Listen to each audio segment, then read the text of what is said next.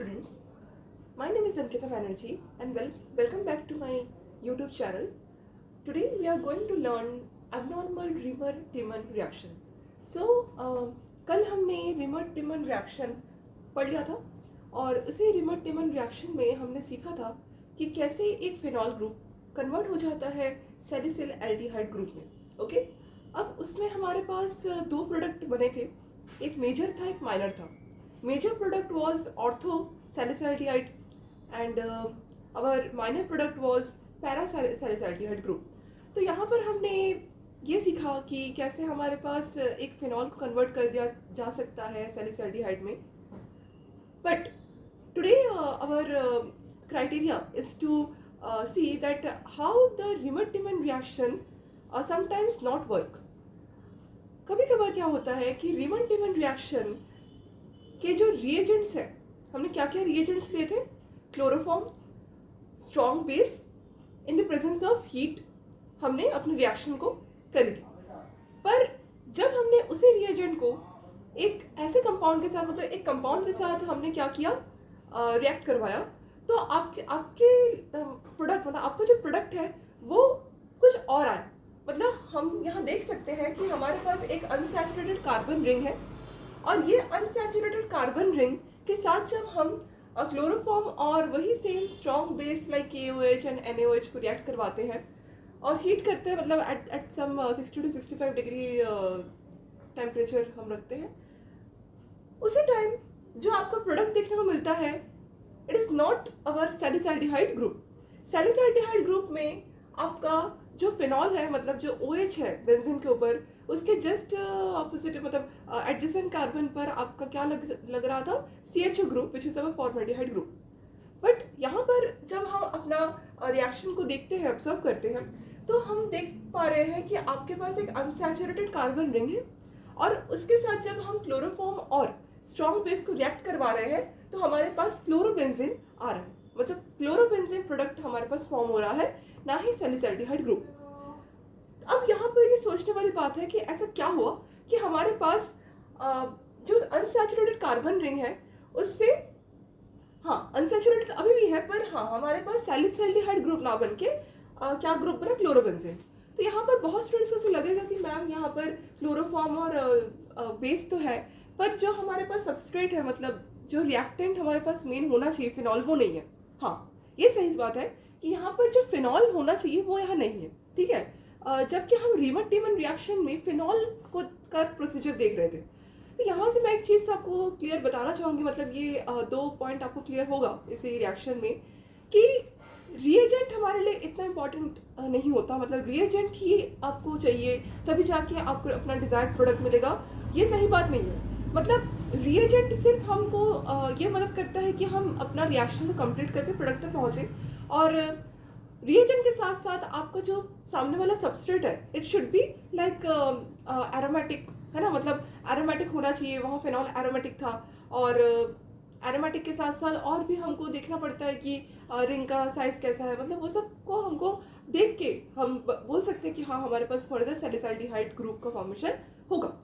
पर यहाँ पर हमारे पास जो सामने वाला आप सबस्ट्रेट देख सकते हो जहाँ पर रिएक्टेंट होगा, वही रिएक्टेंट आपका क्या है, आप बोल सकते हो कि एरोमेटिक नहीं है. एरोमेटिक दिख रहा है कि आपको, नहीं ये तो एरोमेटिक है ही नहीं. यहाँ पर जो आपको कॉन्जुगेशन दिख रही है, ये भी क्या है, मिसिंग है, मतलब कॉन्जुगेशन भी नहीं है. मतलब टोटली आप बोल सकते हो कि एंटी एरोमेटिक जैसे आपको ग्रुप, सॉरी नॉन एरोमेटिक जैसे आपको ग्रुप दिख रहा होगा. ओके, तो ये एरोमेटिक नहीं है, आप बोल सकते हो कि हाँ एरोमेटिक नहीं है, इसीलिए हमारे पास Riemann-Tiemann रिएक्शन नहीं हो पा रहा है, आप बोल सकते हो ऐसा. तो भी हमको रिएजेंट से अपना जो प्रोडक्ट है वो नहीं मिल रहा है. रिएजेंट को देख के बच्चे सॉल्व करते हैं, तो रिएजेंट को सेम लेने के बाद भी आपके पास जो प्रोडक्ट है वो अलग बना. इसी कारण इसको हमने एबनॉर्मल Riemann-Tiemann रिएक्शन बोल दिया. ठीक है, एबनॉर्मल इसीलिए पड़ा नाम क्योंकि रिएजेंट तो सेम है जैसे हमने Riemann-Tiemann रिएक्शन में लिया था, पर स्टिल आपके पास जो प्रोडक्ट बन रहा है वो कुछ और बन रहा है, लाइक क्लोरोबेंजीन. ओके, अब स्टार्ट करते हैं हम इसका मैकेनिज्म पढ़ना कि कैसे इसका मैकेनिज्म होता है. इसी मैकेनिज्म में हम अपना एरोमेटिसिटी को वापस लाएंगे कंपाउंड में. ओके, मतलब इस रिएक्शन से हम दो चीज़ सीखेंगे. फर्स्ट तो आपका जो रिएक्शन होगा वहाँ पर रिएजेंट सेम रहे या ना रहे वो फर्क नहीं पड़ता, मतलब रिएजेंट सेम होगा और सामने ये वाला जो स्ट्रक्चर है वो भी फिनॉल जैसे होना चाहिए, तभी जाकर सैलिसाइल्डिहाइड ग्रुप बनेगा। ये आपको क्लियर होना चाहिए। और साथ साथ एक और चीज़ क्लियर होना चाहिए इस एबनॉर्मल रिमर-टिमर रिएक्शन में, कि आपका जो अपकमिंग प्रोडक्ट है वो भी क्या बनेगा, एरोमेटिक बनेगा। ओके, एरोमेटिक मतलब जिसमें 3 odd pair of electron pair आपको दिखेंगे, तो पाई इलेक्ट्रॉन आपको दिखेंगे। ठीक है, लाइक दैट 1 2 3, तो ये एरोमेटिक है। तो स्टार्ट करते हैं इसका मैकेनिज्म पढ़ना, कि कैसे मैकेनिज्म हम पढ़ के समझ सकते हैं कि रिएक्शन हुआ होगा। ओके, देखो मैकेनिज्म अब लिखोगे। स्टेप 1 क्या करना है, पहले तो हम ये वाला कंपाउंड लेंगे जो हमने कंपाउंड का रिएक्टेंट करवाना है, जो जिस कंपाउंड को रिएक्ट करवाना है। अब इसके बाद हम क्या करेंगे, इसको रिएक्ट करवाएंगे किसके साथ, हाइड्रोक्साइड आयन के साथ। किसके साथ, हाइड्रोक्साइड आयन के साथ। क्यों करवाएंगे, क्योंकि हमारे पास जो ये ग्रुप दिख रहा है आपको, अनसैचुरेटेड कार्बन रिंग दिख रही है आपको, इसी में एक एसिडिक एच आपको मिलेगी। क्या मिलेगी, एसिडिक एच। अब आपको लग रहा होगा कि मैम कहाँ पर एसिडिक एच है, तो यहाँ पर आपको एसिडिक एच मिलेगा इस पॉइंट में। यहाँ पर एक एच होता है, यहाँ पर एक और एच होगा। There are 2 H in this particular type of carbon. Okay, यहाँ इस पोजीशन के कार्बन को देखो, 2 हाइड्रोजन है, तभी तो जाके कार्बन की 4 वैलेंसी कंप्लीट हो रही है ना। यहाँ पर तो कार्बन के पास 1 2 3 एक हाइड्रोजन है, यहाँ पर यहाँ एक हाइड्रोजन है, यहाँ एक हाइड्रोजन, यहाँ हाइड्रोजन है। बाकी सब कार्बन को आप देखो अपने एक हाइड्रोजन के साथ अपना वैलेंसी कंप्लीट कर रहा है। पर अगर हम ये वाला कार्बन के पॉइंट देखें तो 2 हाइड्रोजन है इसके पास। अब हम क्या करेंगे, किसी एक हाइड्रोजन को पिक करेंगे और उसको रिएक्ट करवा देंगे हाइड्रोक्साइड आयन के साथ। मतलब हम नहीं करवाएंगे, वो रिएक्ट होगा हाइड्रोक्साइड आयन के साथ। क्यों होगा हाइड्रोक्साइड आयन के साथ रिएक्ट, क्योंकि जो आपका हाइड्रोक्साइड आयन है वो क्या होता है, बेस होता है। ठीक है, मतलब hydroxide ion is base. We know that strong base can dissociate its constituted ions into hydroxide ion and metal ion. तो यहाँ पर हम अगर KOH मतलब पोटेशियम हाइड्रोक्साइड को लिए हैं, एक्सिस में लेंगे, क्योंकि पोटेशियम हाइड्रोक्साइड की जरूरत हमको बहुत बार पड़ेगी, तो एक्सिस में हमको potassium hydroxide this strong base we have to take in excess. तो यहाँ पर हमने पोटेशियम हाइड्रोक्साइड को लिया। अब ये पोटेशियम हाइड्रोक्साइड सोल्यूशन फॉर्म में होगा, मतलब पोटेशियम आयन और हाइड्रोक्साइड आयन में पहले से टूटा हुआ होगा। अब यहीं से हमारे पास हाइड्रोक्साइड आयन को रिएक्ट करवाना है, कहाँ पर, इस अनसैचुरेटेड ग्रुप के एक हाइड्रोजन के साथ, एसिडिक हाइड्रोजन के साथ। अब यहाँ पर हमने ये हाइड्रोक्साइड को रिएक्ट करवाया, तो यहाँ पर मैं लिख देती हूँ OH, मतलब ये आपका क्या है, हाइड्रोक्साइड आयन है। अब ये हाइड्रोक्साइड आयन इस अब देखो यहाँ पर हाइड्रोजन है, तो हाइड्रोजन को ये क्या करेगा, हाइड्रोजन को ये एक्सट्रैक्ट करेगा। अब जैसे ही ये हाइड्रोजन का एक्सट्रैक्ट किया, वैसे हाइड्रोजन का ये जो बॉन्ड है, सिग्मा बॉन्ड है, वो टूट के नीचे इस कार्बन पर शिफ्ट हो जाएगा। समझ आ रहा है ना, हेटेरोडेटिक क्लीवेज हो रही है। अब देखो अब क्या होगा, अब हमारे पास जो स्ट्रक्चर बन के रेडी हुआ, मतलब इसी का जो हमने एरो नोटेशंस वगैरह दिखाए, इसी का अगर मैं अच्छे से लिखूँ तो यहाँ लिखना पड़ेगा उसको। कैसे लिखूंगी, यहाँ पर आपको वाटर निकल के उसको दिखाने की जरूरत नहीं है, बाकी एक हाइड्रोजन है उसको भी दिखाने की जरूरत नहीं है। यहाँ पर आप डायरेक्ट लिख दो माइनस, क्योंकि कार्बन आयन बना, यहाँ पर हाइड्रोजन हटा तो हाइड्रोजन 2 इलेक्ट्रॉन का शेयरिंग में था, हाइड्रोजन और कार्बन। वैसे ही हाइड्रोजन जैसे गया H+ के फॉर्म में हाइड्रोक्साइड आयन के साथ, वाटर के साथ बाहर, और जो हमारे पास 2 इलेक्ट्रॉन कार्बन के पास गए वो एज अ कार्बन आयन आए। ओके, यहाँ तक आई होप आपको क्लियर हुआ होगा। अब हम क्या देखेंगे कि ये वाला जो आपका स्ट्रक्चर है वो कैसा बना। ठीक है, अब हम देख सकते हैं कि जो आपका स्ट्रक्चर बन के रेडी हुआ वो कैसा है, एरोमेटिक है। कैसा है, एरोमेटिक, मतलब दिस स्ट्रक्चर बिकम्स एरोमेटिक। अब आपको लग रहा होगा कि एरोमेटिक कैसे बना मैम, देखो एरोमेटिक मतलब क्या होता है कि ऐसा कंपाउंड जहाँ पर आपको 3 odd pair of pi electrons दिखे। ठीक है, अगर हम यहाँ पर काउंट करें, मैंने आपको पहले बताया था with the help of Huckel's rule you can calculate, or we can easily calculate with the help of this short trick that if you are having 3 मतलब odd pair of electron pi electron group, then the structure, the system will be considered as a aromatic group. तो यहाँ पर आपके पास minus है, मतलब 2 electron हम समझेंगे, और यहाँ पर 2 इलेक्ट्रॉन आप समझेंगे पाई इलेक्ट्रॉन, यहाँ पर आप 2 electron in this pi bond. तो यहाँ पर आपको 1 2 3 आपको क्या दिख रहे हैं, मतलब सिस्टम दिख रहे हैं कि 3 आपका ऑड पेयर ऑफ इलेक्ट्रॉन है। तो हम समझ सकते हैं कि this group is considered as to be aromatic. Okay, मतलब एरोमेटिक ग्रुप का ये स्ट्रक्चर बन के रेडी हो गया है। अब क्या होगा, देखो अब हमारे पास क्या आएगा, हमने पहले ही बताया था कि ये आपका एबनॉर्मल रिमर-टिमन रिएक्शन है। मतलब रिमर-टिमन रिएक्शन में भी हमारे पास एक इंटरमीडिएट जनरेट हो रहा था विच वॉज डाइक्लोरोकार्बन। हमारे पास डाइक्लोरोकार्बन बन रहा था कि नहीं, जब हमने KOH को क्लोरोफॉर्म के साथ रिएक्ट करवाया था, है ना।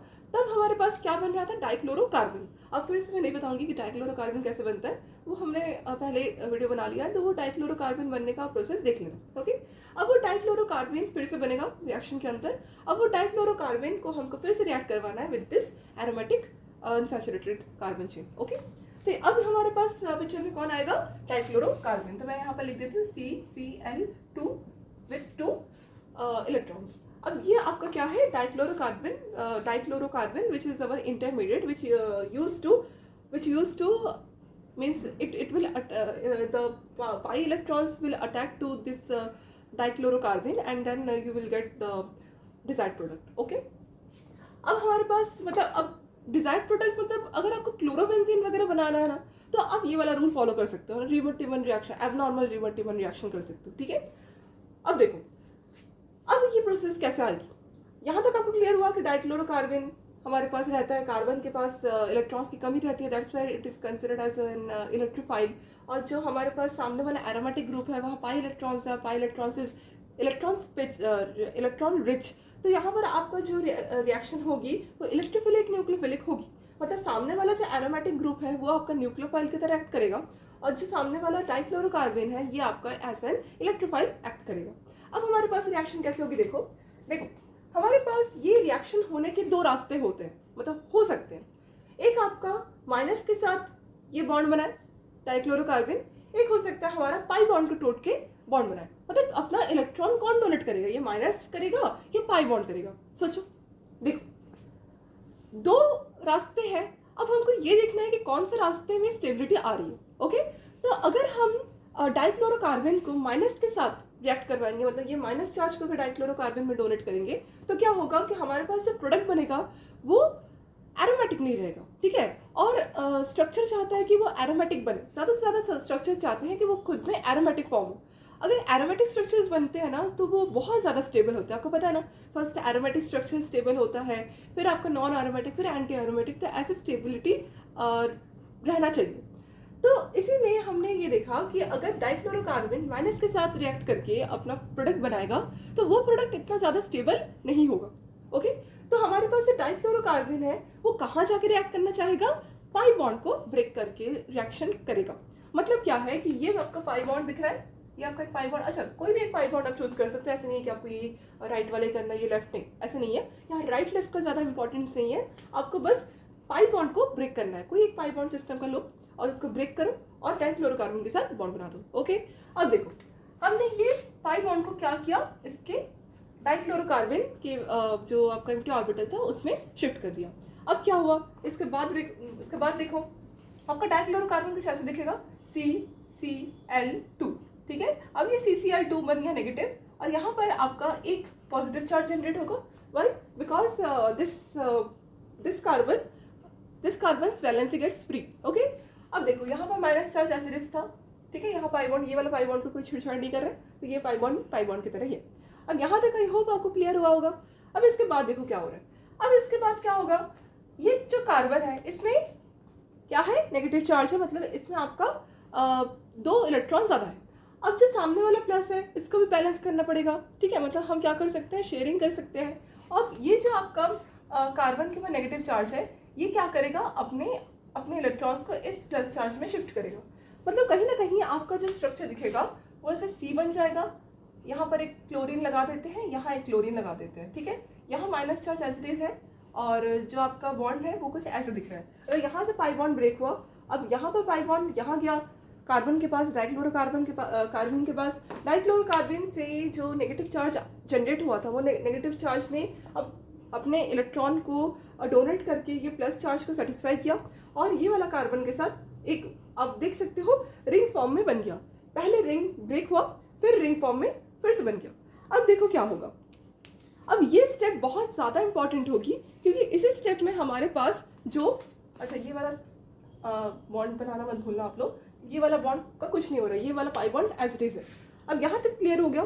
अब इसके बाद बहुत इंपॉर्टेंट स्टेप होगी, क्या स्टेप होगी, यहाँ पर जो हमने इंटरनल स्टेप देखा कि डाइक्लोरोकार्बन ने अपने इलेक्ट्रॉन्स को प्लस चार्ज में डोनेट किए और एक रिंग स्ट्रक्चर फिर से फॉर्म किया।